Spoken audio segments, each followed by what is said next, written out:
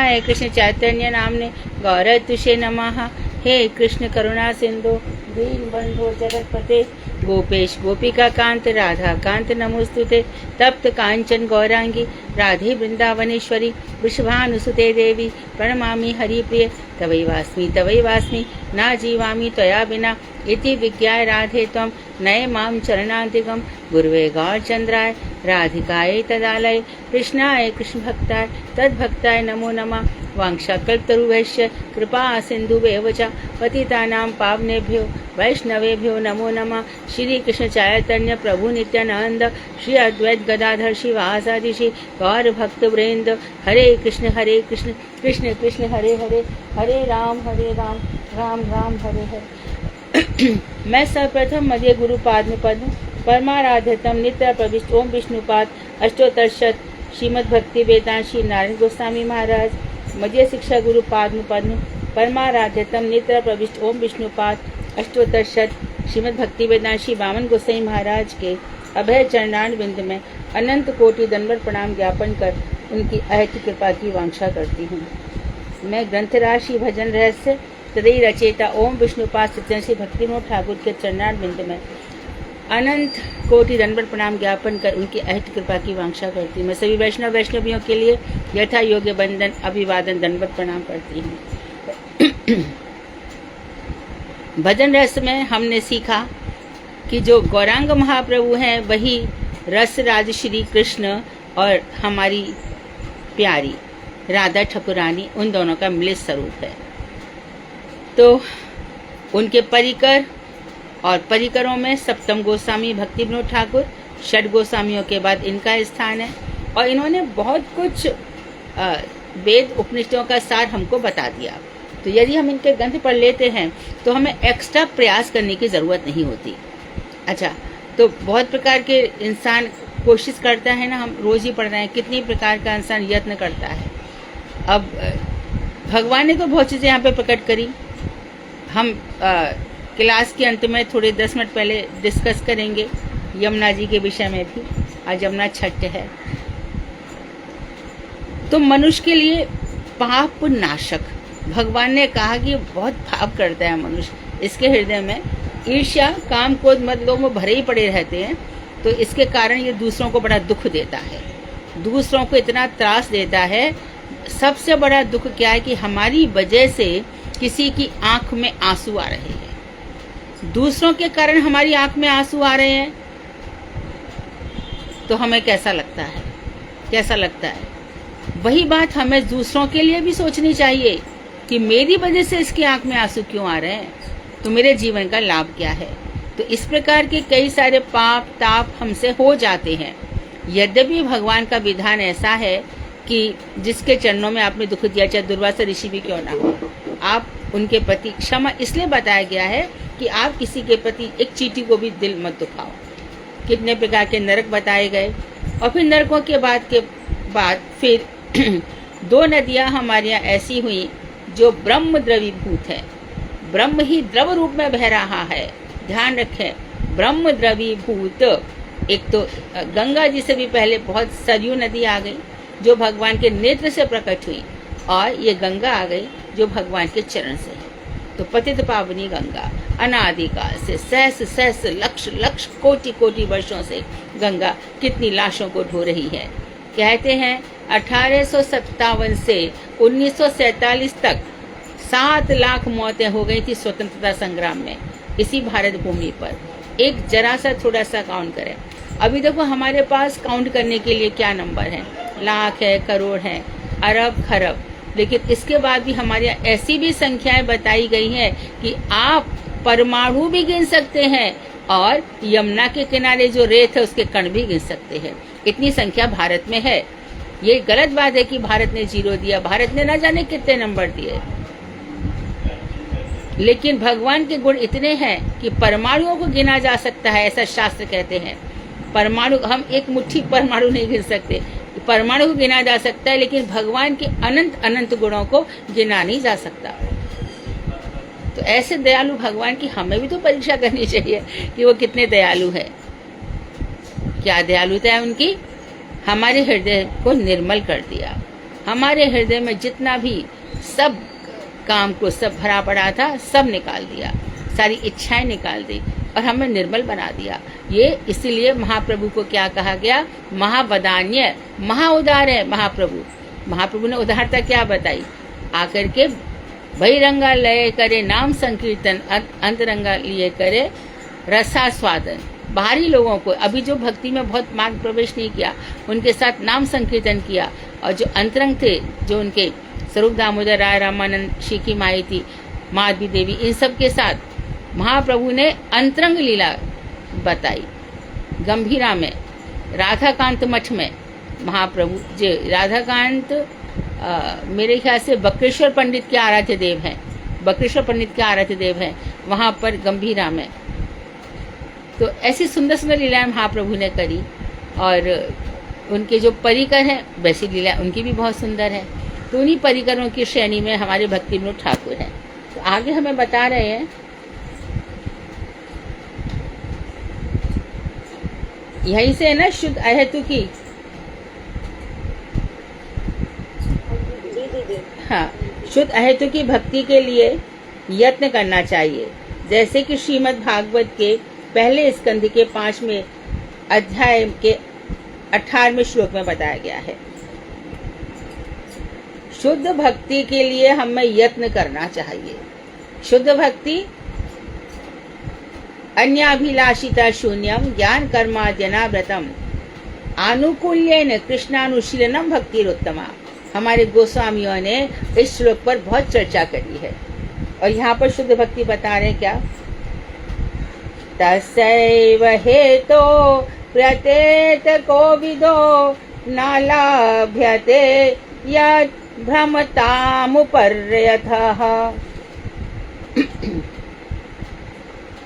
तत्लाभ्यते दुख तदन्यतः सुख यत्ने कालेन सर्वात् गंभीर रहंसा।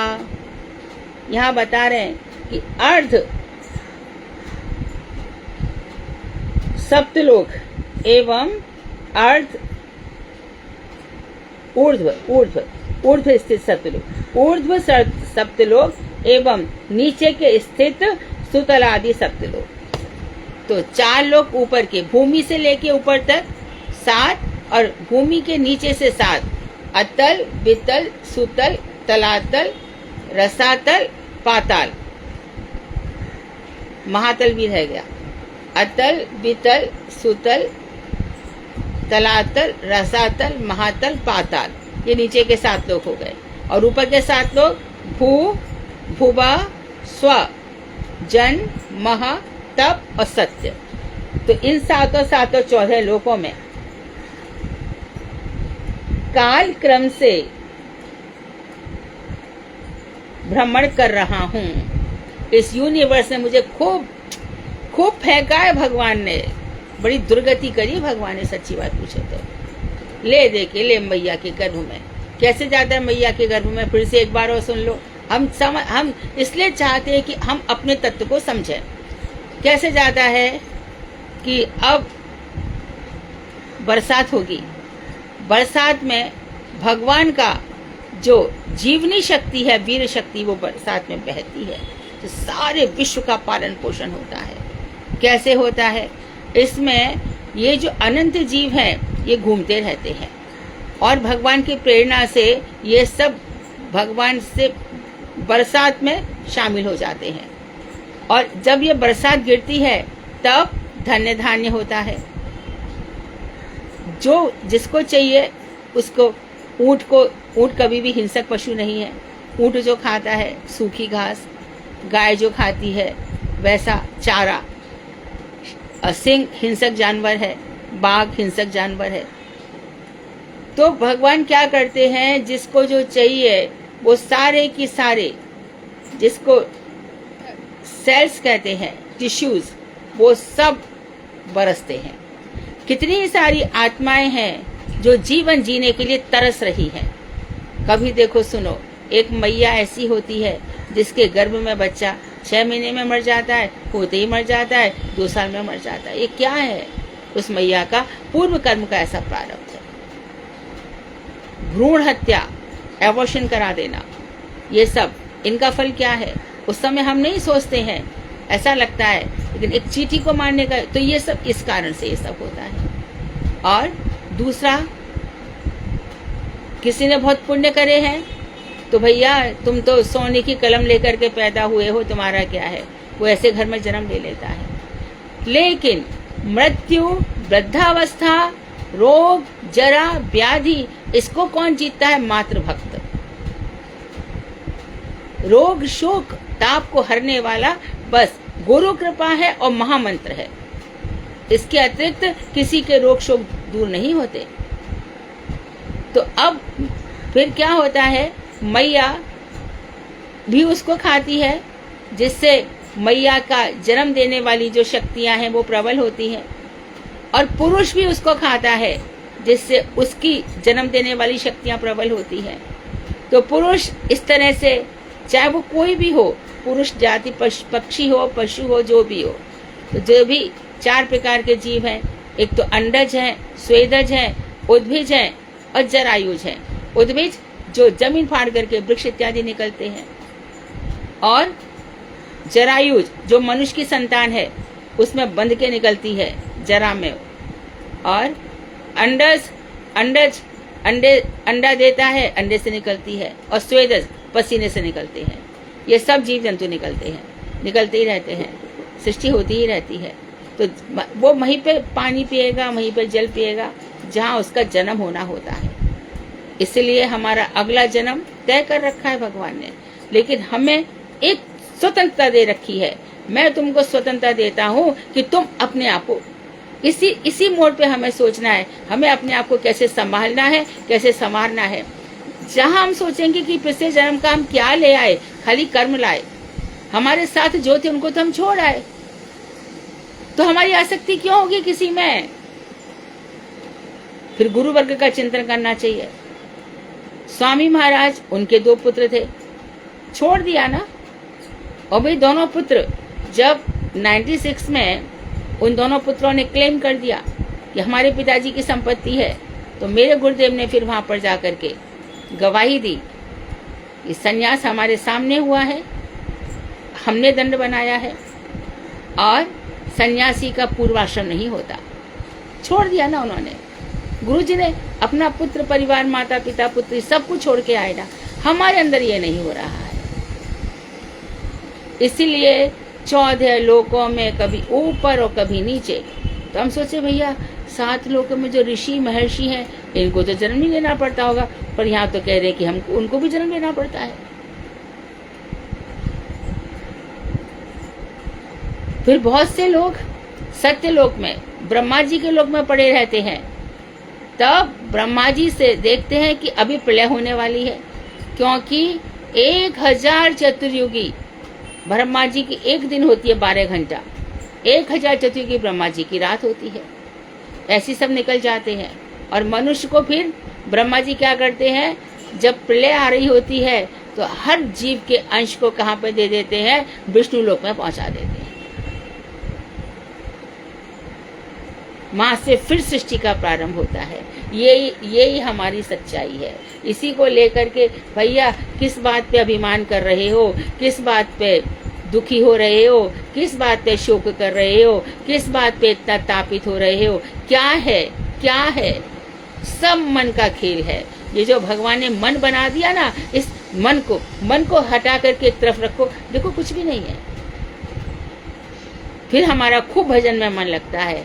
भाई अरे कृष्ण मत फेंको इस तरह से, कितनी दुर्गति करोगे हमारी, एक शरीर से दूसरे से तीसरे, ऐसे मत करो।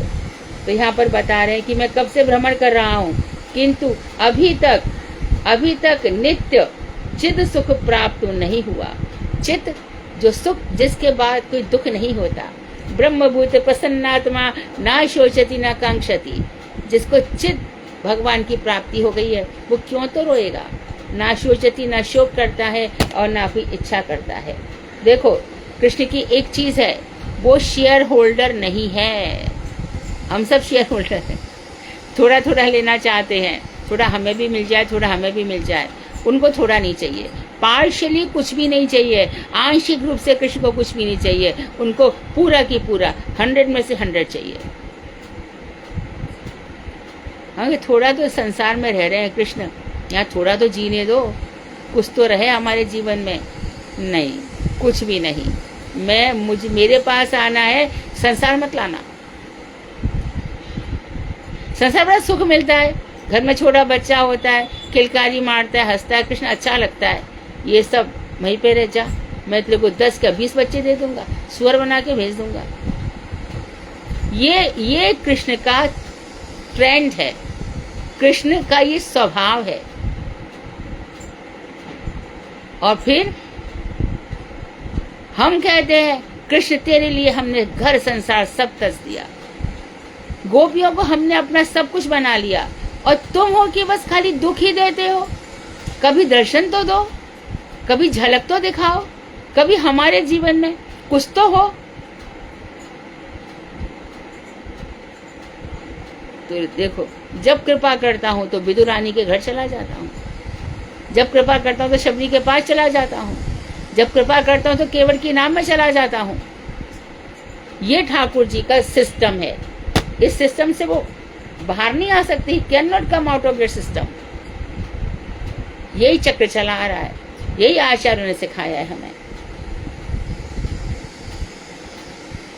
किंतु अभी तक नित्य चित्त सुख मुझे प्राप्त नहीं हुआ।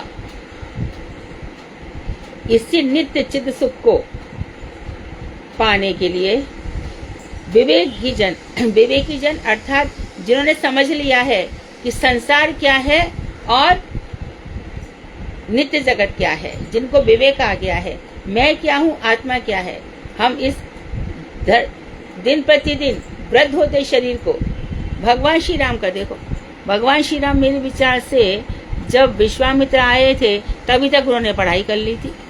14 वर्ष के होंगे उस समय, ज्यादा से ज्यादा निकल गए। 15वें वर्ष में उनका विवाह भी हो गया। 7-8 वर्ष रहे होंगे मेरे ख्याल से। जब भगवान श्री राम वनवास के लिए निकले उस समय उनकी अवस्था 27 वर्ष की थी। 27 वर्ष में निकल गए और उसके बाद रावण, तो 14 वर्ष का वनवास हो गया। 27 और 14 कितने हुए? 41 साल। 14 वर्ष का वनवास, 41 साल। 41 साल में भगवान श्री राम आ गए। तो उस 41 साल में लास्ट के दिनों में सीता जी लगभग 10 महीना वहां पर रही है अशोक वाटिका में। और ये युद्ध चला है 75 दिन, 74-75 दिन, और बीच में 15 दिन रेस्ट भी हुआ है। इस युद्ध में रेस्ट भी लिया गया है। तो कुल मिलाकर के 15 दिन हटा लो तो 60 दिन कुल युद्ध हुआ, परंतु बीच बीच में रेस्ट हुआ तो 75 दिन चला इससे। और उसके बाद फिर भगवान श्री राम 11,000 वर्ष तक इस पृथ्वी पर रहे हैं। अंतिम समय में सीता जी के जो बच्चे हुए हैं, बिल्कुल पूरा ऐश्वर्य भोग कर लिया सब कुछ। उसके बाद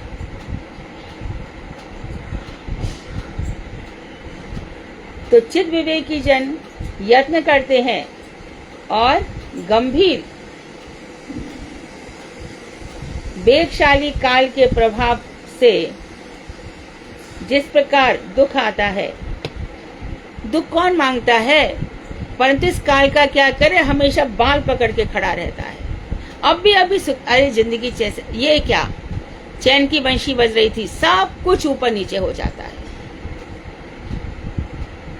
हमने स्वयं देखा है, लोग कहते हैं मेरी माँ की मृत्यु मेरे भाई के हाथों में हो गई, मेरे दादाजी की मृत्यु, माँ की मृत्यु छोटे भाई के हाथ में, दादी बड़े भाई के, और जी हमारे तो हाथ में ही भैया, हम दादाजी को भैया जी कहते, भैया जी चले गए, हाथ ही हाथ में मम्मी चली गई, ऐसे करके होता था।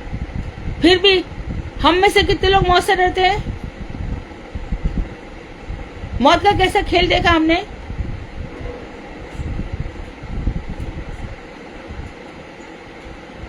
तो खाली भैया बातों से काम नहीं चलता, इस सच्चाई पे आना चाहिए। तो विवेकी जन यत्न करते हैं। गंभीर वेगशाली काल के प्रभाव से जिस प्रकार दुख आता है, उसी प्रकार बिना प्रयत्न के सुख भी प्राप्त हो जाता है। दुख और सुख अपने प्रारब्धवश आएंगे और जाएंगे। चक्रवत परिवर्तनते सुखानी च दुखानी च, चक्र के समान ये दुख और सुख घूमते रहते हैं। ये भगवान ने काल बना दिया है। मैं काल हूँ, खुद गीता में कहा है, काल मैं ही हूँ। इसीलिए इस भौतिक सुख के लिए प्रयत्न करने का क्या प्रयोजन है। फिर हम इस भौतिक सुख के लिए, क्योंकि आता है, बड़ी मेहनत करते हैं, दिन रात आता है और क्षण मात्र में चला भी जाता है। अभी की बात है, सुबल प्रभु बता रहे थे उनके पड़ोस में, माँ मैनेजमेंट में, स्कूल जो पेरेंट्स टीचर एसोसिएशन होते हैं उसके मैनेजमेंट में है, और 7 वर्ष के बच्चे ने जो सांप को मारते हैं ना, वो पॉइजन पी लिया। सुसाइड, इकलौता बच्चा। घर में ये जो ब्रह्म वाक्य हैं, ये गूंजते रहने चाहिए। मंत्र जोर जोर से बोलने चाहिए। ये तुम्हारे बोले गए मंत्र तुम्हारे घर में सबकी रक्षा करेंगे। बच्चे बहुत बातें करेंगे, उनको रुक छोड़ दे। ये सब चीजें, आज ये आदमी तंग कर रहा है, कल तेरे को दूसरा तंग करने आएगा, परसों तीसरा तंग करने आएगा। सोच, इस दुनिया में कोई तेरे को सुख देने वाला नहीं है।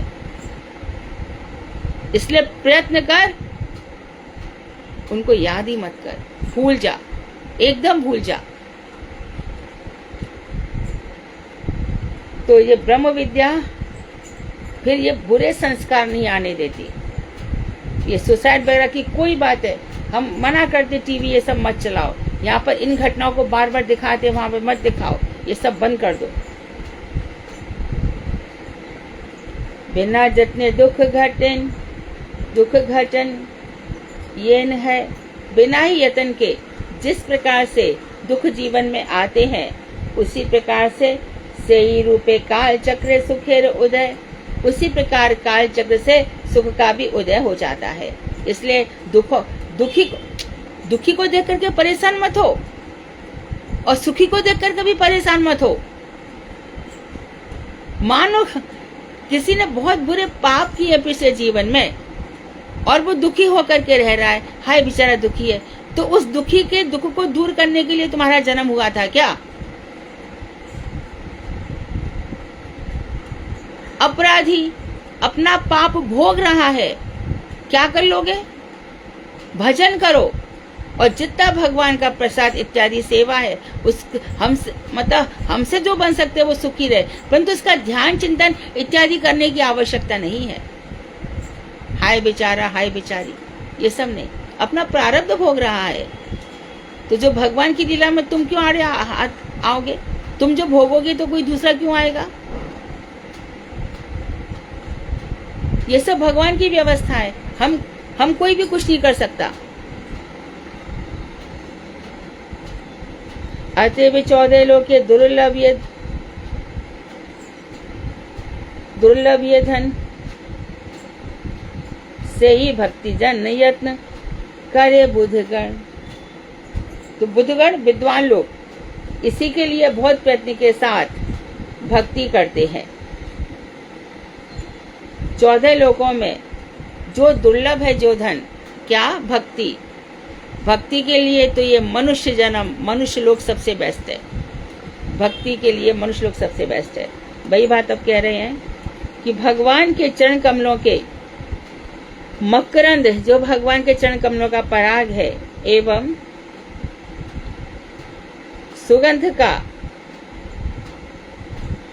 सामान्य सा भी अनुभव होने पर, भगवान के चरण कमल का कोई बहुत अधिक अनुभव नहीं हो रहा, थोड़ी थोड़ी अनुभूति हो रही है भगवान के चरण कमलों के मकरंद का, तो अनुभव होने पर भक्त क्या करता है? ब्रह्मांड के अंतर्गत उपलब्ध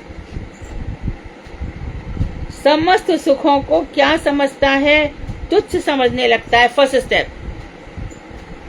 स्टेप हो गया।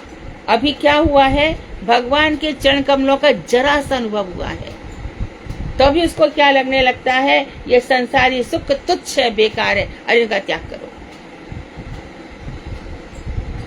यहीं पर ही नहीं समझ में आता है, ये मैंने संसार बसा लिया, क्या ही मुझे मिल रहा है।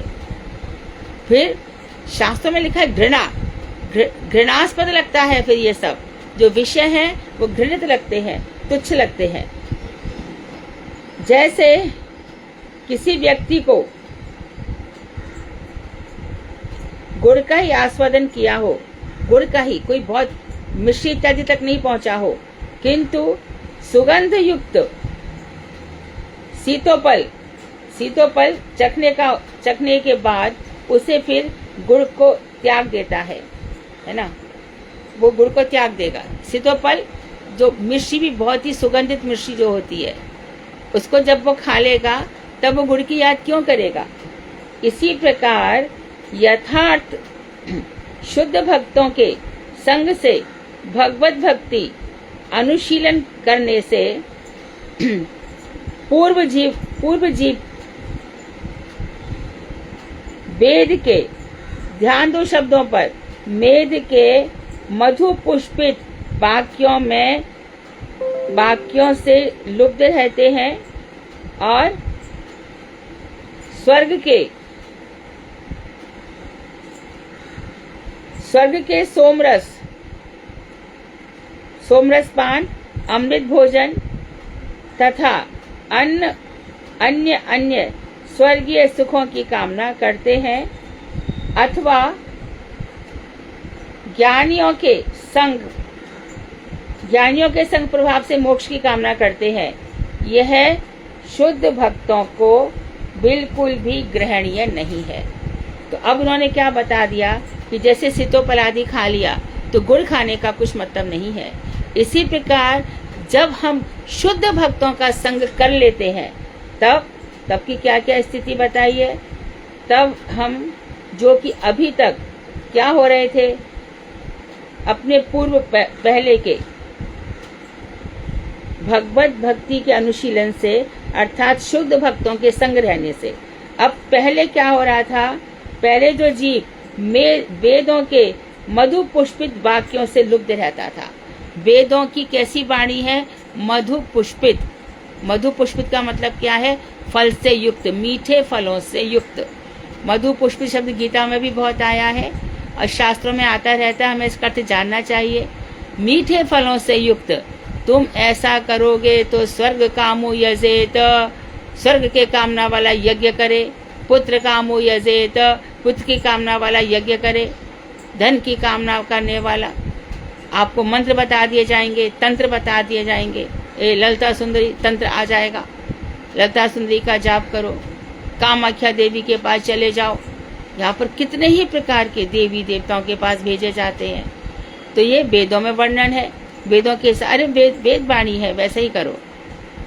तो वशिष्ठ जी जो भगवान श्री राम के पुरोहित हैं, पुरोहित क्या कुल गुरु हैं उनके, वो भी पहले ये सब मानते थे, बाद में उन्होंने छोड़ दिया। तो वेदों की जो मीठी मीठी वाणी है, ऐसा करने से ऐसा होगा। तो जो भगवान ही बनाए वेद भी, उनको भी जो त्याग देता है, फर्स्ट स्टेप, वेदों की पुष्पित वाणियों से जो लोभी रहता था अब तक, उनका त्याग कर देता है। और स्वर्ग के सोमरस पान की, सोमरस बहुत ही, उसके आगे स्प्राइट, थम्स अप और क्या बढ़िया बढ़िया शिकंजी और अनार का रस और भी जो बढ़िया बढ़िया चीजें हैं, उनसे बहुत सुंदर है सोमरस। सोमरस से मनुष्य यंग रहता है, आंखों में चश्मा नहीं चढ़ता, कान बहरे नहीं होते, नाक में हमेशा सुगंध आती रहती है, सुंदर सुंदर भोजन करने को मिलते हैं स्वर्ग में। परंतु क्षीणे पुण्य मृत्यु लोके प्रविशन्ति, क्षीण पुण्य हो जाने पर वो मृत्यु लोक में आ जाता है। तो और फिर क्या होता है, ये सब पान, अमृत भोजन जो स्वर्ग में मिलता है, तथा अन्य स्वर्गीय सुख, यानी अप्सराएं इत्यादि के साथ नर्तन, वहां पर अप्सराएं चारों तरफ घूमती रहती हैं, इन सुखों की कामना करते थे। अथवा और थर्ड इससे भी बढ़कर और थर्ड स्टेप है क्या? ज्ञानियों के संग प्रभाव से मोक्ष की कामना करते थे। ज्ञानी जन किसको जाते? अरे मोक्ष हो जाए, हम तो मोक्ष चाहते हैं, हमें कुछ नहीं चाहिए, बस भगवान जन्म मृत्यु से छुटकारा दे दें। चलो अब तुम्हारा जन्म भी नहीं होगा, मृत्यु भी नहीं होगा, ज्योति लोक में पड़े रहो,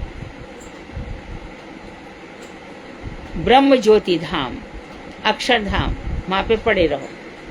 तो उसका भी मन हट जाता है शुद्ध भक्तों के साथ। यह शुद्ध भक्तों को ग्रहणीय नहीं है, ना तो मधु पुष्पित वाक्य, वेदों की मीठी वाणियां, ना ज्ञानियों का संग और ना स्वर्गिक सुख। ये शुद्ध भक्तों को नहीं चाहिए। वे तो भक्ति द्वारा भगवत प्रेम सेवा सुख को ही की आकांक्षा करते हैं। बस भगवान की सेवा मिले, ठाकुर जी की सेवा मिले, ठाकुर तू मिले ना मिले चल कोई बात नहीं, मैं दर्शन देने दे नहीं देने तो सेवा जरूर चाहिए, भजन तुम्हारा करता रहूं मैं, हे कृष्ण तुम्हारा नाम निरंतर रटता रहूं, एक क्षण भी मेरा बेकार ना जाए।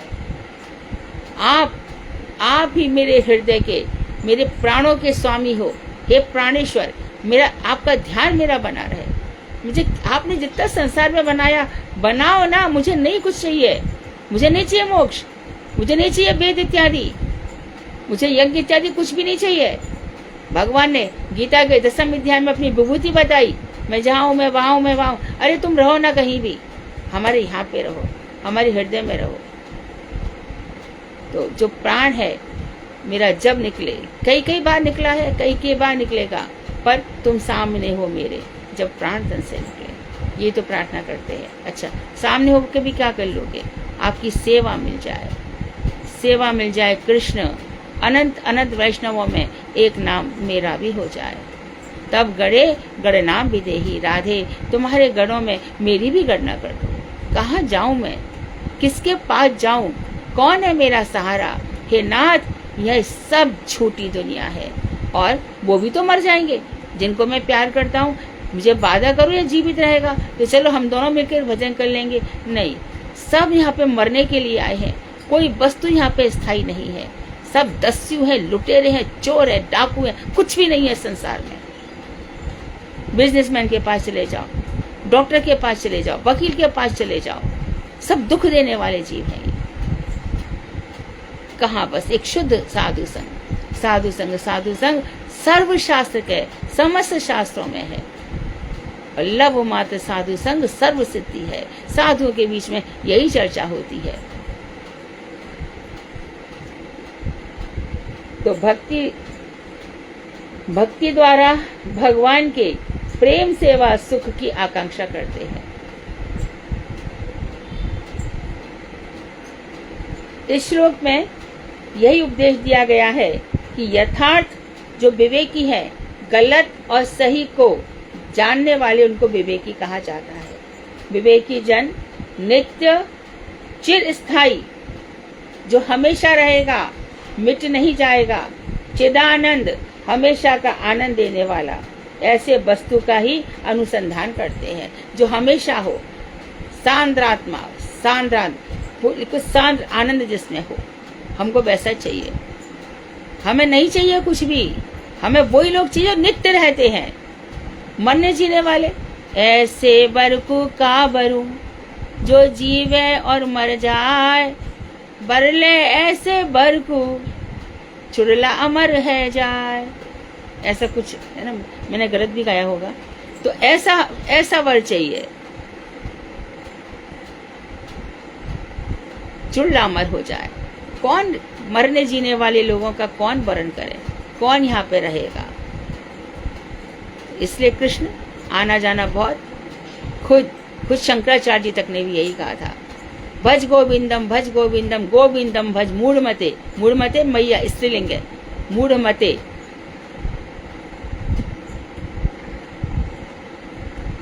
गोविंद का भजन कर, पुनरपि जन्म पुनरपि मरणम। क्यों बार बार जन्म, क्यों बार बार मरण, क्यों मैया के पेट में आते? यहाँ पे कितना सब गंदा संदा सब पड़ा हुआ है। और कैसे मैया के, किसी का स्पर्म है, किसी का उसमें मिल जाओ, फिर जन्म लो, फिर कभी कभी बच्चे के मुख में टट्टी चली जाती है, कभी वो बच्चा पेट में ही मर जाता है। ये सब कर्मों का भोग है। छोटे छोटे सुखों के लिए दूसरों को दुख मत देना, ये सब प्रारब्ध भोगने पड़ेंगे। उसकी उपलब्धि केवल हरि भजन से ही संभव है, हरि धाम में ही संभव है, भगवान के धाम में ही संभव है। क्या? नित्य वस्तु तो वो तो इस धाम में नहीं रहेगी, नश्वर धाम में, और चिर स्थायी वस्तु और चिदानंद, ये सब हरि धाम में ही, अर्थात बैकुंठ, बैकुंठ से भी ऊपर गोलोक में संभव है। समस्त 14 भुवनों में स्थावर योनि में भ्रमणकारी किसी भी जीव को यह अप्राकृत सुख लब्ध नहीं है। गारंटी दे दी, 14 लोगों में घूम लो, अप्राकृत सुख इन 14 लोगों में कहीं भी नहीं है। जनलोक, तपलोक, सत्यलोक, ब्रह्मा जी के लोक तक की कह दी, वहां भी नहीं है। अर्थात ब्रह्मा को जो सुख है, बहुत काम करना पड़ता है, सृष्टि करनी पड़ती है, बराबर सृष्टि में एकदम बैलेंस बना के रखा है। बदमाश भी पैदा कर रहे हैं, और क्योंकि सुर असुर दोनों प्रकार के लोग मैंने बनाए हैं, और साधु भी बना रहे हैं। असुरों को साधु नहीं अच्छे लगते, और साधुओं को असुर नहीं अच्छे लगते। भगवान को बैलेंस बनाना है। सृष्टि में किसको बचाना है, किसको मारना है, किसको जीना है, काम बांट लिया है। रुद्र, आप संहार करो।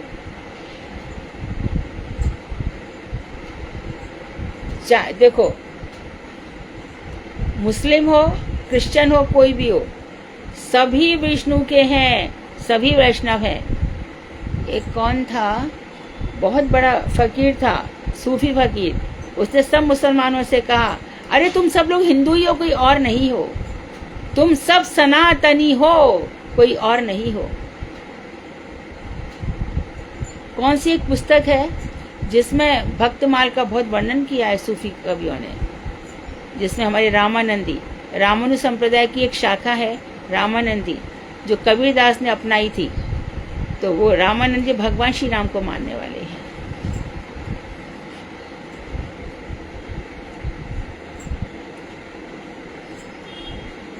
स्थावर योनियों में भ्रमण करने के लिए भ्रमणकारी किसी भी जीव को यह अप्राकृत सुख लब्ध नहीं है।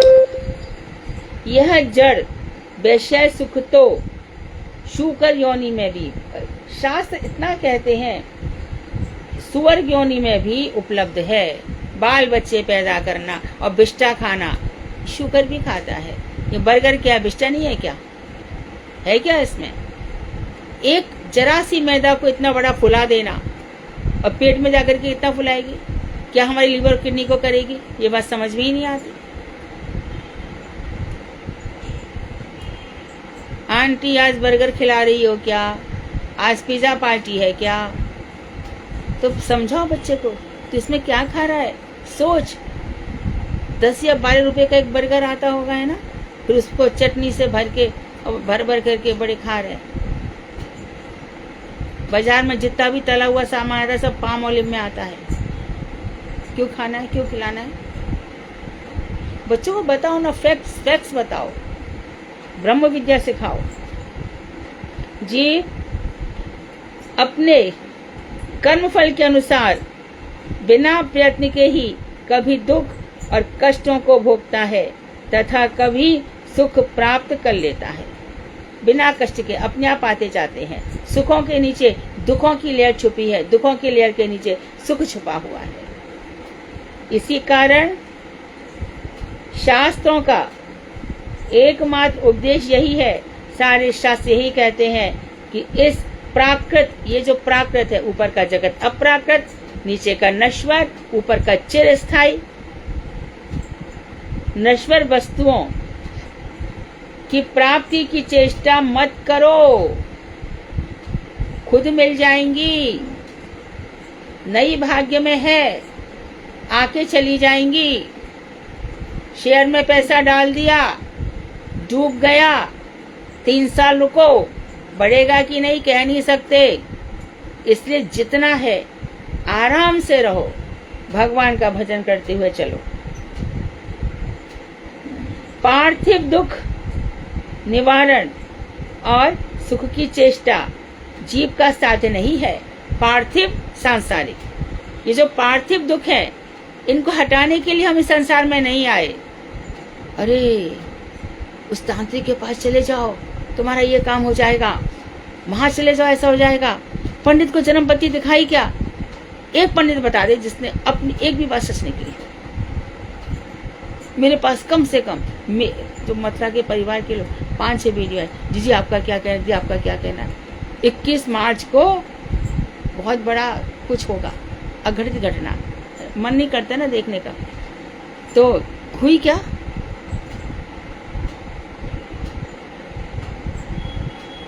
इसलिए हम कहते हैं जो होना है होगा। तो देखो यहाँ भी बार बार सारे शास्त्र कह रहे हैं कि पार्थिव दुखों को दूर करने की चेष्टा मत करो। जाने कितने ट्रम्प आएंगे, औरंगजेब आएंगे, तुगलक आएगा, सिकंदर आएगा।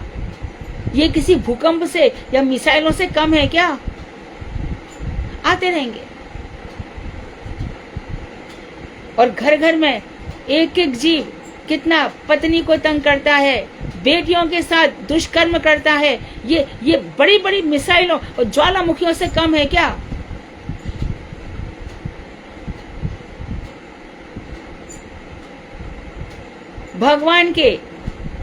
भगवान की भक्ति के नाम पर कितना दुष्प्रचार है।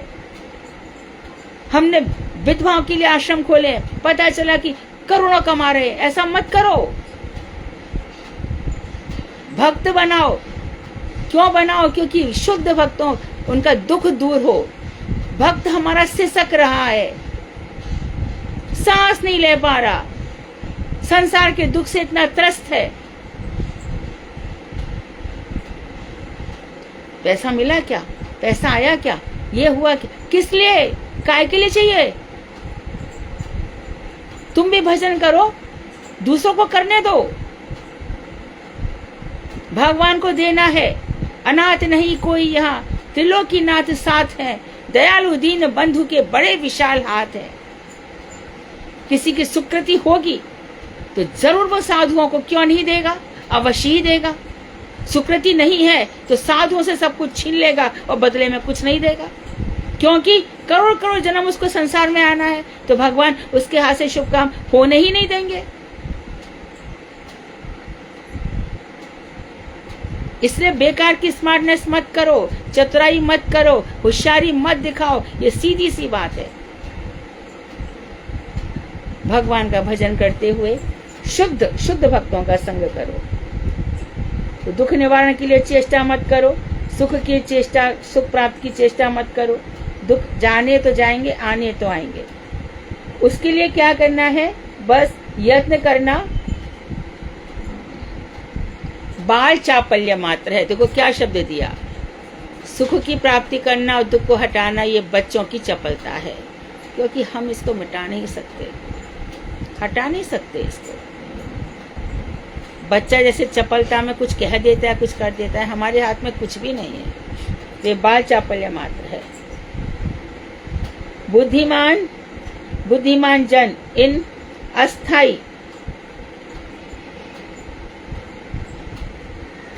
अनस्थायी वस्तुओं का अन्वेषण छोड़कर, अर्थात कैसे करूं, कैसे पाऊं, क्या करूं, इनका अन्वेषण छोड़कर आत्मा के नित्य धर्म श्री हरि के सेवा प्राप्ति का प्रयत्न करते हैं। आत्मिक धर्म में जाओ। बाकी देखो ना, जो लोग साधु लोग हैं उनका पेट नहीं भरता है क्या? पहले बन जाओ। परसों बात आई, क्वेश्चन पूछा नहीं तुम लोगों ने, शायद अब पूछोगे। हाँ, पूछा था कि हमें आवश्यकता से अधिक क्यों नहीं चाहिए, और आवश्यकता से पूछा था क्वेश्चन, आवश्यकता से कम क्यों नहीं चाहिए, और निरपेक्ष लोग कैसे रहते हैं? निरपेक्ष लोग ऐसे होते हैं जो भगवान दे दें।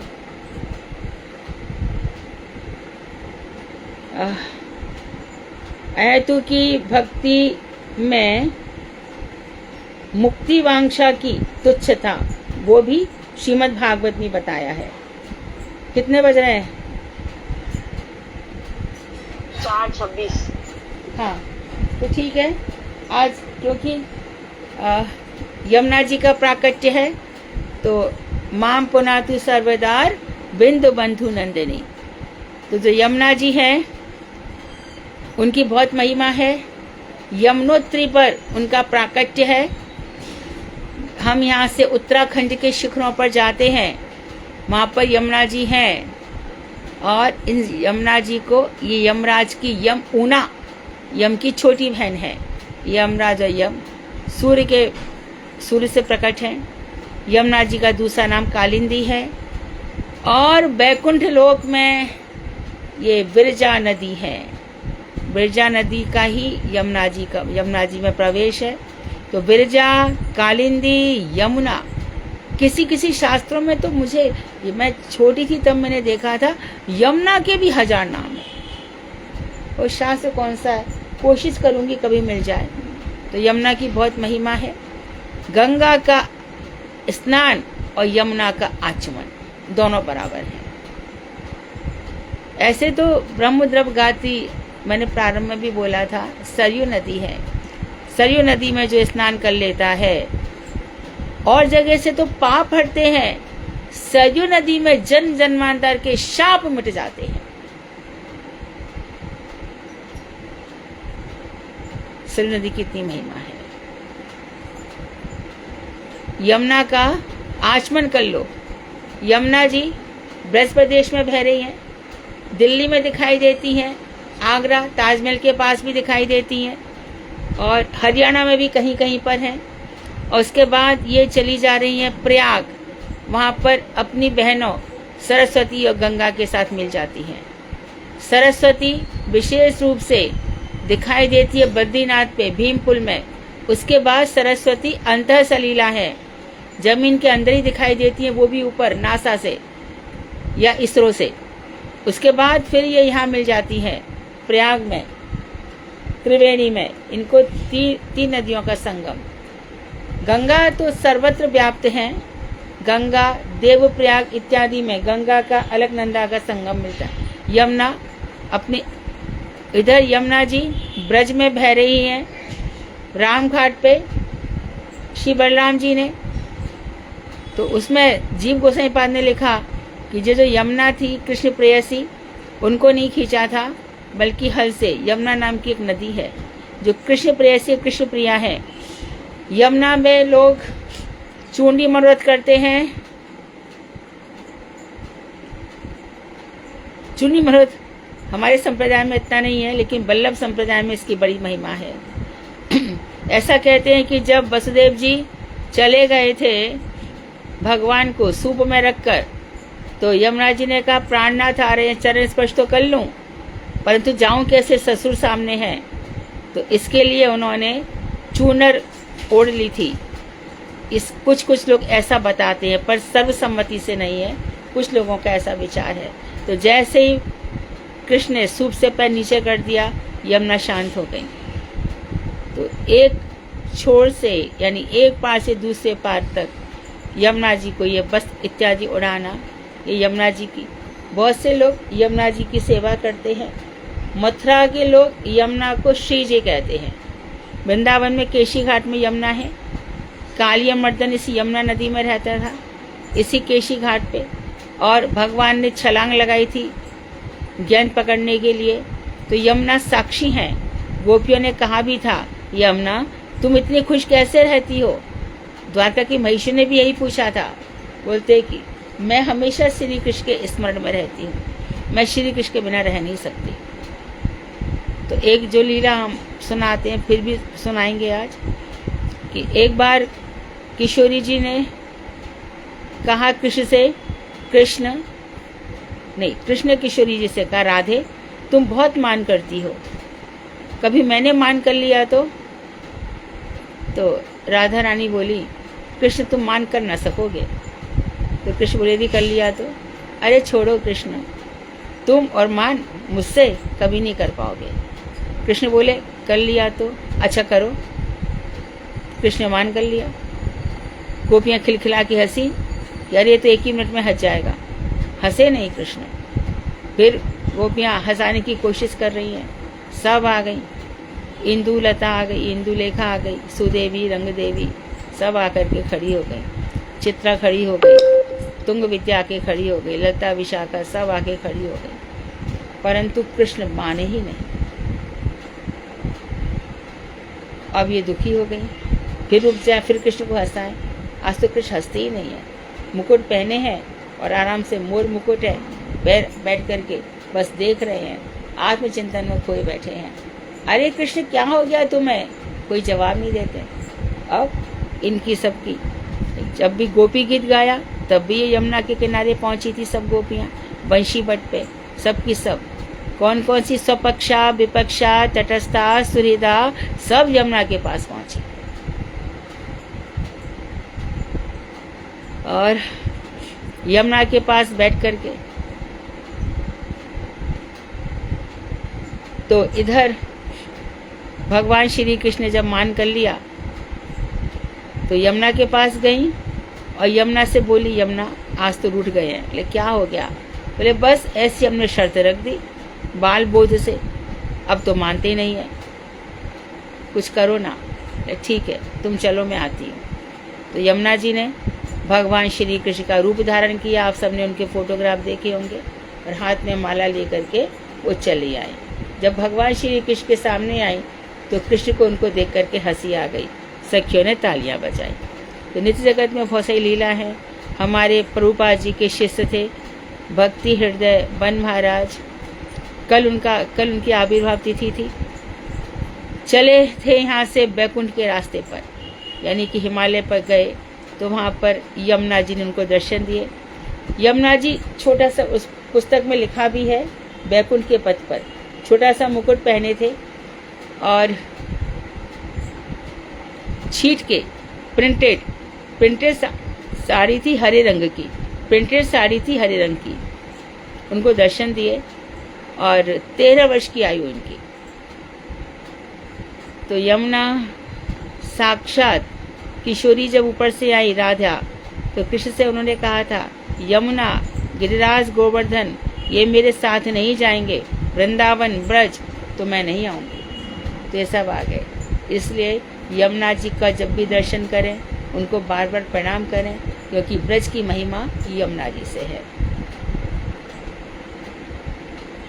तो यमुना का जो फैलाव है, बिरजा नदी यमुना में है, इनके अंदर आज भी तुलसी की सी सुगंध आती है यमुना से। तुलसी की सी सुगंध, बहुत सुंदर सुगंध है यमुना जी की। लेकिन अब वक्त के कारण यमुना दूषित हो गई हैं।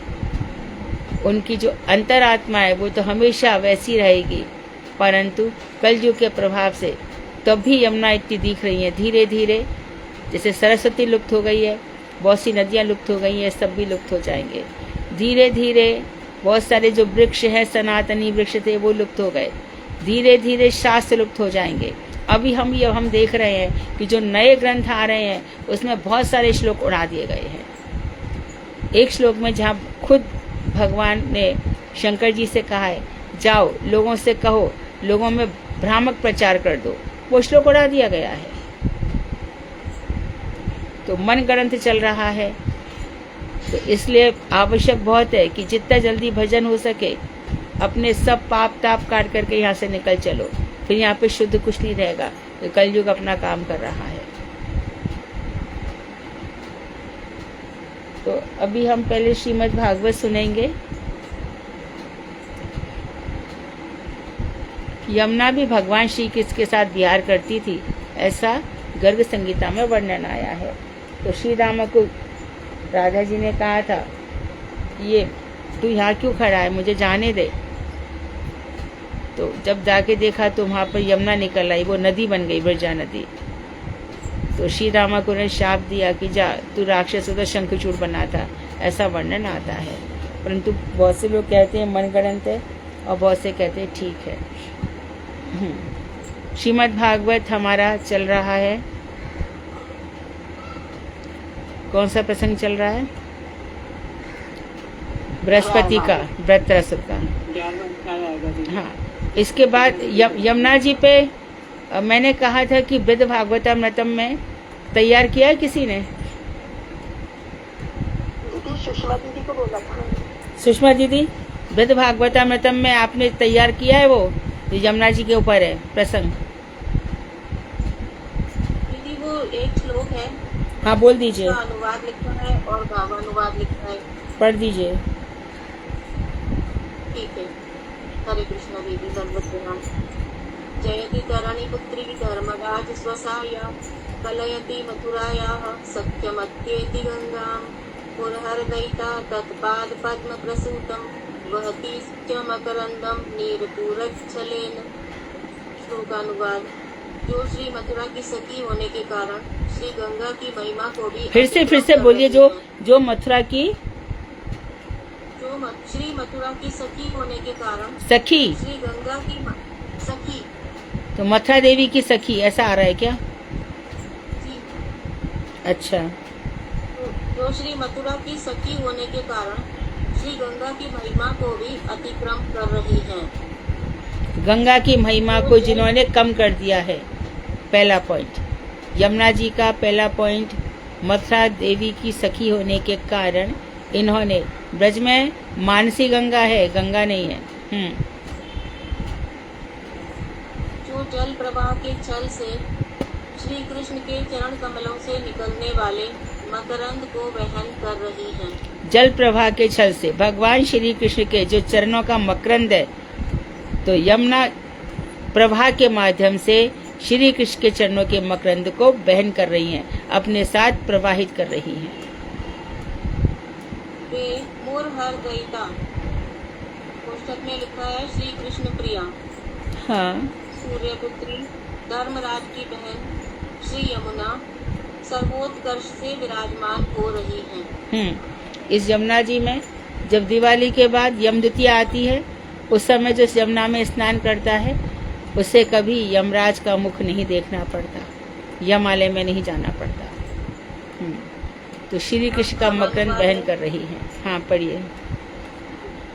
भावानुवाद। अब जयति इत्यादि पदों द्वारा श्री वृंदावन के अलंकार स्वरूप श्री यमुना जी का उत्कर्ष कह रहे हैं। तरणी पुत्री श्री यमुना जी, तरणी मतलब सूर्य, तरणी का अर्थ है सूर्य, सूर्य पुत्र। श्री यमुना जी सर्वोत्कर्ष से विराजमान हो रही हैं। तरणी पुत्री कहने का उद्देश्य यह है कि तरणी सूर्य जैसे जगत का प्रकाशक है, वैसे ही श्री यमुना जी भी जगत के जीवों को अज्ञान रूपी अंधकार से निकालकर भक्ति रूपी प्रकाश में लाने के कारण सर्वधर्म प्रकाशिका है। धर्मराज स्वसा, यमराज की बहन। इस विशेषण का उद्देश्य यह है कि श्री यमुना जी सभी प्रकार के धर्मों का पालन करने वाली हैं, अर्थात जगत के समस्त धार्मिक व्यक्तियों का पालन करती हैं। धार्मिक व्यक्तियों का पालन करने, सबके भगवान श्री कृष्ण तक पहुंचाने की गारंटी यमुना जी की है। ये श्री यमुना जी परम तीर्थ के नाम से प्रसिद्ध हैं, क्योंकि ये सर्वार्थ पंचम पुरुषार्थ प्रदान करने के कारण मथुरा की सखी हैं और मथुरा मंडल में सुंदर गति से अर्थात बहुत प्रकार की लीला भंगी द्वारा प्रवाहित होकर गंगा जी से भी अधिक महिमाशालिनी हो गई हैं। इस प्रकार श्री यमुना जी श्री गंगा के महात्म्य को भी अतिक्रम करती हैं। इसलिए श्री यमुना का अधिक महात्म्य स्वतः ही सिद्ध हो रहा है। इस विषय में श्री वराह पुराण में कहा गया है, विदिन ब्रैकेट लिखा है, पृथ्वी देवी के प्रति श्री वराह देव की उक्ति। हे देवी, मेरे मथुरा मंडल में स्थित यमुना जी गंगा की तुलना में 100 गुना अधिक विख्यात हैं। इसमें कोई भी तर्क मत करना तथा जिस स्थान पर केशी नामक दैत्य निहत हुआ था वह स्थान गंगा से भी 100 गुना फलप्रद है और इस केशी घाट से भी विश्राम घाट 100 गुना अधिक महात्म्य मंडित है। ऐसा क्यों? श्री कृष्ण की प्रिया होने के कारण गोकुल, मथुरा और द्वारका में विचित्र विहार करने वाली के रूप में यमुना जी के जल प्रवाह के बहाने श्री कृष्ण के चरण कमलों से उत्पन्न मकरंद को वहन कर रही हैं। अर्थात श्री कृष्ण भक्ति रूप मधुर रस को वहन कर रही हैं। अतएव इन यमुना जी का जल किसी प्रकार भी किंचित मात्र स्पर्श करने पर तत्क्षणात् असीम पाप ताप को नष्ट कर देता है। हरे कृष्णा दीदी। हाँ, किंचित मात्र भी स्पर्श हो तो सब पाप ताप शोक नष्ट हो जाते हैं। ठीक है, बहुत सुंदर। श्रीमद् भागवत।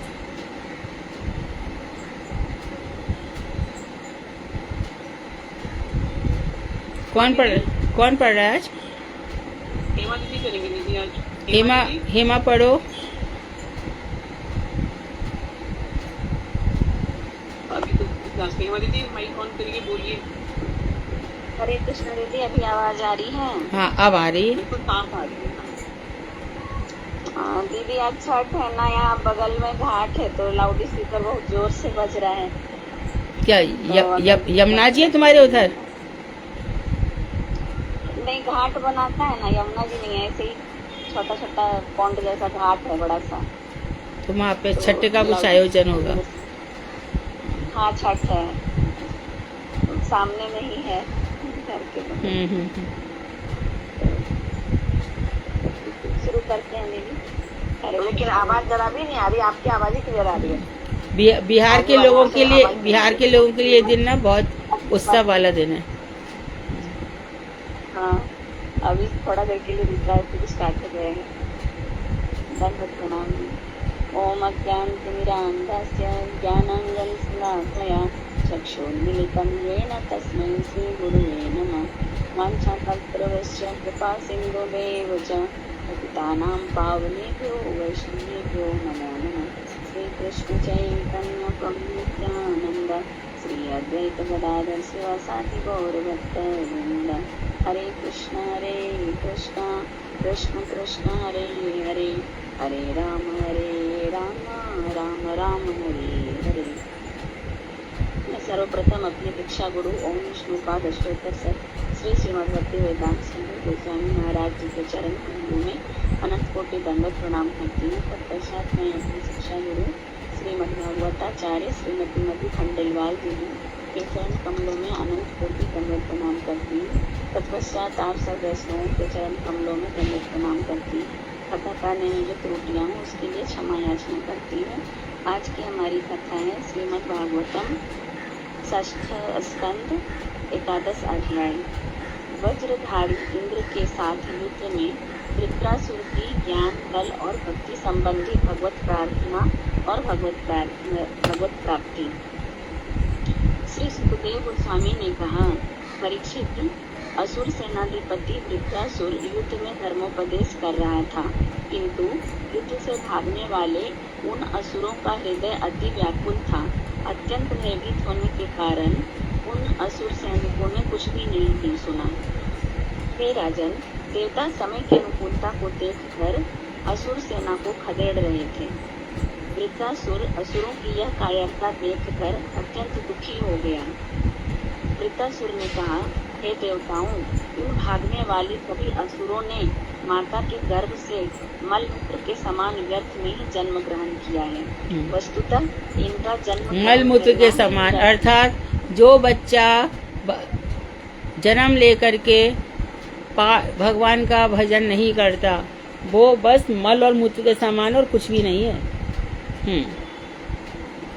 ऐसे कायर शत्रुओं को जो भय से पलायन कर रहे हैं, उन्हें पीछे से मारने से तुम्हें क्या लाभ होगा? इससे तो तुम्हारी प्रशंसा भी नहीं होगी और न ही स्वर्ग की प्राप्ति होगी। यदि तुम्हें युद्ध में अपनी वीरता दिखाने में विश्वास है और जीवित रहकर विषय भोगों की अभिलाषा नहीं है, तो हे क्षुद्र देवताओं, क्षण भर के लिए मेरे सम्मुख ठहरो। वृत्रासुर महाबलशाली था। उसने क्रुद्ध होकर अपना विशाल शरीर दिखाकर देवताओं को भयभीत कर दिया तथा भीषण सिंहनाद किया, जिससे सारे देवता मूर्छित हो गए, मानो उन पर बिजली गिर पड़ी हो। वृत्रासुर त्रिशूल हाथ में लेकर उसे बलपूर्वक उछालने लगा उसके वेग से पृथ्वी कांपने लगी, जिससे देवताओं ने आंखें मूंद ली भयभीत होकर। जिस प्रकार मदमत्त युद्धपति हाथी नरकट के वन को रौंद देता है, उसी प्रकार वृत्रासुर मूर्छित देवताओं को अपने पैरों से कुचलने लगा। देवराज इंद्र ने यह देखकर एक अत्यंत शक्तिशाली गदा फेंकी। वृत्रासुर ने अपने सम्मुख तीव्रता से आती हुई इस दुस्सह गदा को अनायास ही बाएं हाथ से पकड़ लिया। फिर वृत्रासुर ने उच्च स्वर से गर्जना करते हुए उसी गदा से इंद्र के वाहन ऐरावत के सिर पर प्रहार किया। उसके इस अद्भुत कार्य की स्वपक्ष एवं शत्रु पक्ष के सभी सैनिक प्रशंसा करने लगे। वृत्रासुर के गदा प्रहार से ऐरावत का मुख विदीर्ण हो गया। वह खून उगलता हुआ तीव्र वेदना से पीड़ित होकर 28 हाथ दूर जा गिरा। ऐरावत को विषादग्रस्त देखकर देवराज इंद्र का चित्त दुखी हो गया। इस अवसर पर धर्म प्राण वृत्रासुर ने इंद्र के ऊपर पुनः गदा नहीं चलाई, परंतु इंद्र ने इसी बीच अमृत श्रावी अपने हाथों के स्पर्श से ऐरावत के घाव की व्यथा को दूर कर दिया।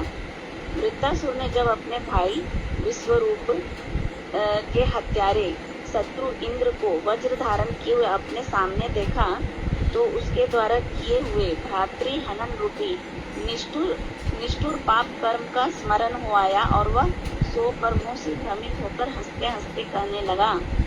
वृत्रासुर ने कहा, जिस व्यक्ति ने ब्राह्मण का, गुरु का, मेरे भाई का वध किया है, आज भाग्यवश वही मेरे सम्मुख शत्रु बनकर खड़ा है।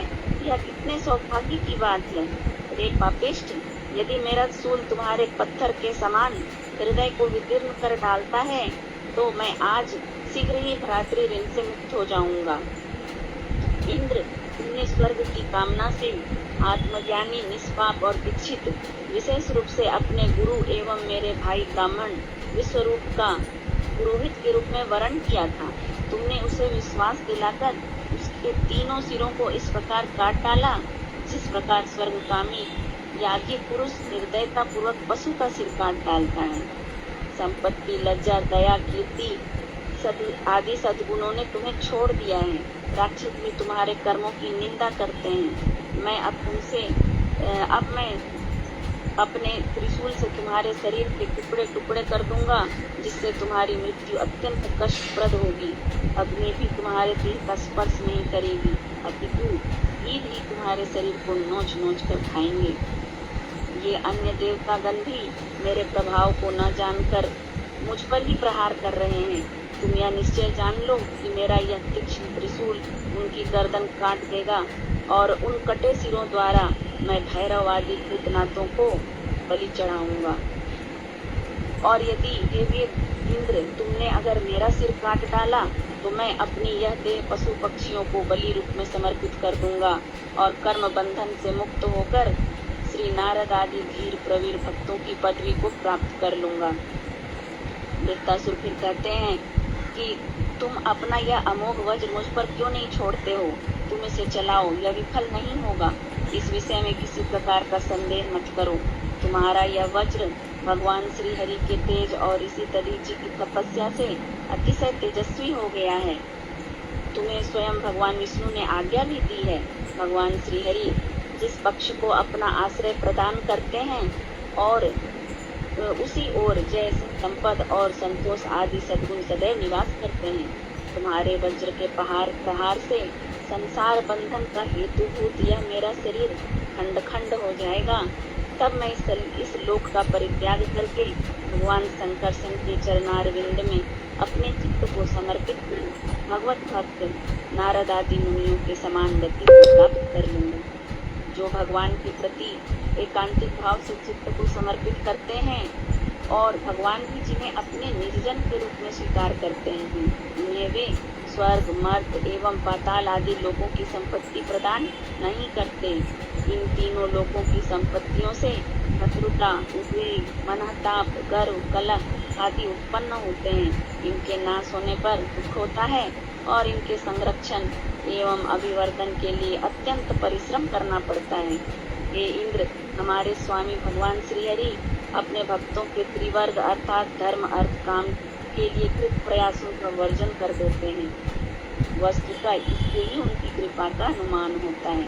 ऐसा भगवत कृपा प्रसाद निष्किंचन भगवत भक्तों को ही प्राप्त है। हरे कृष्णा दीदी, आगे वृत्तासुर ने 4 श्लोकों में हाँ, तुम गा भगवान सकती से हो, गा सकती हो, गाओ। ठीक है दीदी। हरे कृष्ण। अहम हरे तव, पहला श्लोक है। अहम हरे तव पादैकमूला दासो भवितास्मि भूया मानास्मरेता सुपतेर्गुणास्ते गृहीत वाक कर्म करोतु कायं। वृत्तासुर ध्यान में आविर्भूत भगवान को देखकर प्रार्थना करने लगे, हे हरे, जो आपके चरण कमलों के आश्रय में रहते हैं, क्या मैं पुनः उन दासों का अनुदास बन सकूंगा? हे प्राणपति, जिससे मेरा मन सदैव आपके गुणों का स्मरण करता रहे, वाणी सदैव आपके गुणों का गान करती रहे और शरीर आपकी सेवा में सदा सर्वदा नियुक्त रहे। दूसरा श्लोक है। न नाकपृष्ठं न च पारमेष्ठ्यं न सार्वभौमं न रसाधिपत्यं न योगसिद्धिर्पुनर्भवं वा समञ्जसत्वा विरहि कांक्षे। हे सर्व सौभाग्य निधि, मैं आपकी सेवा त्याग कर ध्रुवलोक, ब्रह्मलोक, पृथ्वी का छत्र साम्राज्य एवं अनिमा आदि अष्ट योग सिद्धियां, यहाँ तक कि मोक्ष भी प्राप्त नहीं करना चाहता। आपके विरह में मेरे प्राण रह भी जाएं, तो ये सब मुझे क्या सुख प्रदान करेंगे? अर्थात नहीं करेंगे। यहाँ वृत्रासुर भगवान से विरह मांग रहे हैं। तीसरा श्लोक है। अजात पक्षा इव मातरम खगा स्तन्यं यथावत् सतरा शुभार्ता प्रियं प्रियेव व्युसितं विषण्णा मनोर्विदाक्षाति वृक्षते त्वाम्। हे कमल लोचन, जिनके अभी पंख भी नहीं उत्पन्न हुए हैं, ऐसे पक्षी शावक जिस प्रकार अपनी माता के आगमन की प्रतीक्षा करते हैं, जैसे रस्सियों से बंधे छोटे छोटे बछड़े भूख से पीड़ित होने पर गाय के दूध जाने की प्रतीक्षा करते हैं, और जैसे वियोगिनी पत्नी अपने प्रवासी पति के दर्शन के लिए उत्कंठित रहती है, उसी प्रकार मेरा मन भी आपके दर्शन के लिए व्यग्र हो रहा है। चौथा श्लोक है। ममोत्तम श्लोक जने सुसख्यम संसार चक्रे भ्रमता स्वकर्मभि तन्मायया आत्मस्तारते सुवासक्त चेतस्नाथ भूयात्। हे नाथ, मैं अपने कर्मों के कारण इस संसार चक्र में भटक रहा हूँ, अतः आपके पुण्य कीर्ति भक्त जहाँ भी हो, मुझे उनका संग प्राप्त होता रहे, उनके साथ मेरी मैत्री स्थापित हो, एवं आपकी माया से मेरा चित्त जो देह, पुत्र, पत्नी और गृह आदि में आसक्त है, आप इतनी कृपा करें कि वह अब और आसक्त न रहे। इति श्रीमद्भागवत महापुराणे षष्ठ स्कंदे वृत्रवाक्यम नाम 11वां अध्याय। हरे कृष्णा देवी। ठीक है।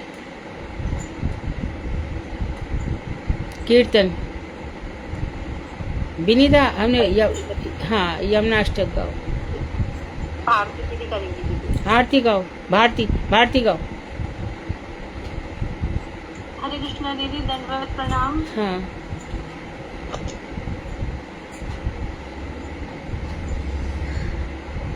अंकुरंत कस्य पत्तने विपत्तिहारिणी प्रेक्षयाति पापिनापि पाप सिन्धुतारिणी वीरमाधुरी विरप्यचेष्टचित्तबन्धिनी मां पुनातु सर्वदारविन्दबन्धुनन्दिनी मां पुनातु सर्वदारविन्दबन्धुनन्दिनी मां पुनातु सर्वदारविन्दबन्धुनन्दिनी हारि वारि धारयाभिमेन्दितोरुखाण्डवा आरती पुण्डरीक भारती साथ के साथ इसका अनुवाद भी पढ़ती जाओ तो और भी अच्छा लगेगा। दीदी बाद में नहीं पढ़ो अनुवाद। फिर एक साथ हो जाएगा तो ना शब्द जो घूम रहे दिमाग में। ठीक है, तुम एक साथ पढ़ लो। चलो मैं करती हूँ दीदी, करती हूँ। सूर्य पुत्री वह यमुना मुझे सदैव पवित्र बनाती रहे कि जिसने अपनी मनोहर जल धारा के द्वारा इंद्र के विशाल खांडव नामक वन को विभूषित कर दिया है एवं जिसके ऊपर खिले हुए श्वेत कमल वृंदों में खंजन आदि पक्षों के नृत्य होते रहते हैं तथा अपने में स्नान करने की इच्छा वाले पापियों के भयंकर पाप रूपी संपत्ति को जो अंधा बना देती है, अर्थात जो अपने में स्नान करने की इच्छा मात्र से महापातकों को विनष्ट करने वाली है, ऐसी यमुना पुत्री को प्रणाम है। ऐसे ठीक है, बहुत सुंदर। खांडवा पुंडरी कमंडलोद्य दंड जाई तांडवा स्नान काम पाप रो। ये मैंने दूसरे का पढ़ दिया। हाँ, मैं यही बोले थे, पता नहीं कहाँ से आते कौन से बोली में से आगे पढ़ रही है। उसका अनुवाद पहले हो गया। तो पता नहीं कौन सी बुक है। स्नान काम पाम रोग्र पाप संपदंधिनी माम पुनातु सर्वदार विंद बंधुनि शीघ्रा विमृत जंतु दुर्विपाक मर्दिनी नंद नंदनांतरंग भक्ति पूर्ववर्धिनी तीर संगमाभिलाष मंगलानुबंधिनी माम पुनातु सर्वदार विंद बंधु नंदिनी। सूर्य पुत्री वह यमुना मुझे सदैव पवित्र बनाती रहे कि जो अपने जल बिंदु के स्पर्श करने वाले प्राणी मात्र के दुष्कर्म जनित फल को विनष्ट करने वाली है एवं नंद नंदन श्री कृष्ण की अंतरंग भक्ति अर्थात रागानुगा भक्ति की धारा को बढ़ाने वाली तथा अपने तट पर निवास करने की अभिलाषा वाले व्यक्ति मात्र का कल्याण करने वाले। द्वीप चक्रवाल दुष्ट सप्त सिंधु भेदिनी श्री मुकुंद निर्मितोरु दिव्य केलि वेदिनी कांति कंदिली भिरेंद्र नील वृंद नंदिनी मां पुनातु सर्वदार विंद बंधु नंदिनी। सूर्य पुत्री वह यमुना मुझे सदैव पवित्र बनाती रहे कि जो सप्त द्वीप मंडल से सेवित सातों समुद्रों का भेदन करने वाली है, अर्थात 7 समुद्रों को भेद कर दूसरी नदियों की तरह उनमें विलीन ना होकर पार जाने वाली है, अतः अचिंत्य प्रभावशाली है एवं जो श्री कृष्ण के द्वारा निर्मित विशाल दिव्य क्रीड़ाओं को जानने वाली है, अर्थात अपना आश्रय करने वाले भक्तों के हृदय में उन दिव्य लीलाओं को प्रकटित करने वाली है तथा अपनी शोभा की ध्वजाओं के द्वारा इंद्र नील मणियों के समूह का तिरस्कार करने वाली है, अर्थात जिसका जल इंद्र नील मणि से भी सुंदर श्याम वर्ण वाला है। न्यायिक लोग यमुना जल में शुक्ल रूप की जो कल्पना करते हैं वह इस उक्ति से निरस्त हो जाती है, क्योंकि अचिंत्य वस्तु में तर्क करना उचित नहीं। आकाश में फेंके हुए यमुना जल की शुक्ल लता की उपलब्धि तो सूर्य एवं नक्षत्रों की प्रभा से कही जा सकती है। मातुरेण मंडलेन चारु नाभिमंडिता प्रेम वर्धनाय पंडिता उर्मिदोर विलास पद्मनाभ पाद वंदिनी मां पुनातु सर्वदार विंद बंधु नंदिनी।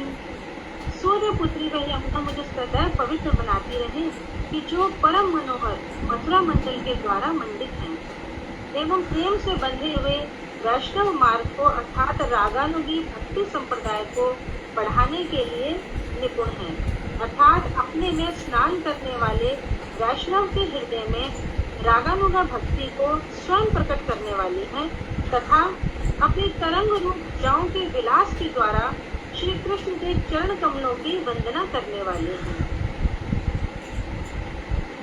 रम्य तीर रंभमाण गोकदम्ब भूषिता दिव्य गंध भाकदम्ब पुष्पराजि रूपिता नंद सोनु भक्त संग संग माभिनंदिनी मां पुनातु सर्वदार विंद बंधु नंदिनी। सूर्यपुत्री वह यमुना मुझे सदा पवित्र बनाती रहे कि जो परम रमणीय अपने दोनों तीरों पर रंभाते हुए गोगण से उचित है एवं दिव्य गंध से युक्त कदम्ब पुष्पों की पंक्ति से युक्त हैं तथा नंदलाल के भक्तों के सम्मेलन से हर्षित होते रहते हैं। कुल पक्ष मल्लिकाक्ष हंस लक्ष पूजिता भक्ति विद्व देव सिद्ध किन्नरालि पूजिता तीर गंध वाह गंध जन्म बंध रंगिनी मां पुनातु सर्वदार विंद बंधु नंदिनी। सूर्यपुत्री वह यमुना मुझे सदैव पवित्र बनाती रहे कि जो फूले हुए पंखों वाले लाखों राजहंसों के द्वारा शब्दायमान है अर्थात जिसके ऊपर लाखों राजहंस पूजते रहते हैं एवं जो हरि सेवा में आसक्त मन वाले देव सिद्ध नर किन्नर आदि की पंक्ति से पूजित हैं तथा अपने तीर पर बहने वाले वायु के लेश मात्र संबंध से प्राणियों के पुनर्जन्म के बंधन को काटने वाली है। विलास वारि भूर्भुवस्वरापिनी कीर्तितापि दुर्मिदोरुपाप मर्म तापिनी वल्लवेन्द्र नंदनाग राग भंग गंधिनी मां पुनातु सर्वदार विंद बंधु नंदिनी। सूर्यपुत्री वह यमुना मुझे सदैव पवित्र बनाती रहे कि जो चिद विलास अर्थात ब्रह्म विद्या में अपने जल प्रवाह के द्वारा भू भुवा स्व नामक तीनों लोकों को व्याप्त करने वाली है अर्थात सातों समुद्रों की तरह भू आदि तीनों लोकों को वेद कर पार जाने वाली है एवं अपना नाम संकीर्तन करने मात्र से भी दुर्दमनीय विशाल पापों के मर्म को जलाने वाली है तथा ब्रज राजकुमार श्री कृष्ण के अंगराग को धारण करने से परम सुगंधित हैं। तुष्ट बुद्धिरष्टेन निर्मलोर्विचेष्टितं त्वामनेन भानुपुत्री सर्वदेव वेष्टितं यास्तवेति वर्धयस्व सर्वपापमोचिनी भक्तिपूर्वमस्य देवी पुण्डरीकलोचने मां पुनातु सर्वदार विंद बंधु नंदिनी मां पुनातु सर्वदार विंद बंधु नंदिनी। हे सूर्यपुत्री देवी यमुने संतुष्ट बुद्धि वाला जो व्यक्ति इस अष्टक के द्वारा निर्मल तरंग रूप चेष्टा वाली एवं सभी देवताओं से परिवेष्टित स्वरूप वाली तुम्हारी स्तुति करता है उस पाठक व्यक्ति के भक्ति प्रवाह को तुम अविद्या पर्यंत समस्त पापों से विमुक्त करने वाले कमल नयन श्री कृष्ण में बढ़ाती रहो। आपके चरणों में मेरी यही प्रार्थना है। जय यमुना महारानी जय यमुना महारानी यमुना महारानी जय यमुना महारानी। हरे कृष्णा कृष्णा कृष्णा हरे हरे हरे राम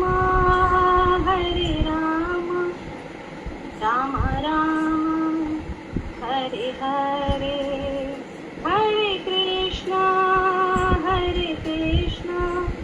कृष्णा कृष्णा हरे हरे हरे राम राम राम हरे हरे। निताई गौर हरि बोल हरि बोल हरि बोल हरि बोल। निताई गौर प्रेमानंदे हरि हरि हरि बोल।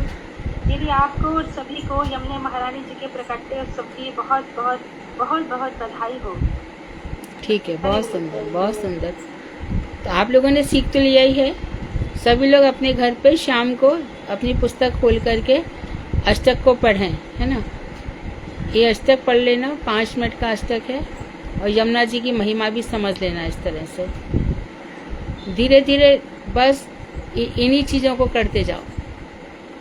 ठान लो, जैसे आचार्य वर्गों ने जीवन जिया है, हम भी वैसा ही जिएंगे। वांछा कर्तृवश्य कृपा सिंधुभ्येव च पतितानां पावनेभ्यो वैष्णवेभ्यो नमः। हरे कृष्ण।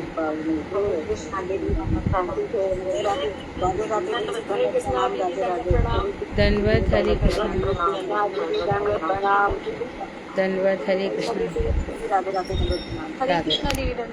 धन्यवाद। हरे कृष्ण। हरे कृष्ण।